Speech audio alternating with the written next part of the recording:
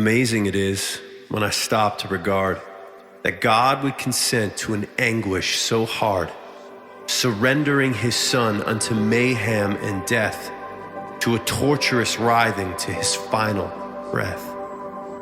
Why does God forsake me alone, Jesus cried, yet God left him hanging until he had died. That Jesus was willing his life to lay down, be scourged and insulted and wear thorny crown. For one such as I, who had spited God so, amazes and blesses and makes me to know that greater a lover is no man than he, who laid down his life for a sinner like me. Now after Christ died, he was placed in a tomb, which first was a grave, but then served as a womb, travailing and quaking the day he was raised and brought forth by God to be handled and praised. The firstborn from death, on that day emerged he, with power to save to the utmost degree.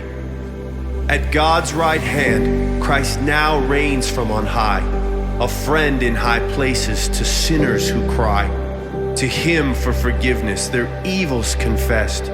He gives them a pardon and then makes them blessed. As Prince, he is Savior to all who believe, who come to him humbly, his grace to receive. Now when my time came, and to Jesus I cried, he gave me the pardon for which I had sighed. He cleansed me completely from wrongs I had done, released me from bondage to sins every one. He shattered sin's chains, which had held me before, and thus made me free to not sin anymore. A child of the Father he made me to be, and gave me his Spirit as his guarantee, that being God's child, I will one day obtain a heavenly treasure that will never wane. While in me the Spirit gives power and love, and sweet premonitions of glory above. In saving, God also did justify me, accounting me righteous by his own decree, declaring me guiltless of all of my sin, and bringing his wrath against me to an end. This wrath Christ appeased in full brunt on the tree. When bearing my sin, he endured it for me.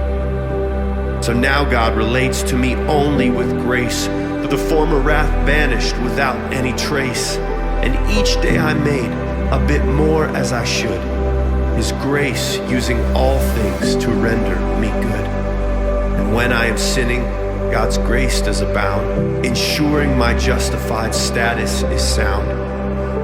No wrath is awakened in God at my sin, because Christ has appeased it, to say so again. So this is my story, ongoing it is.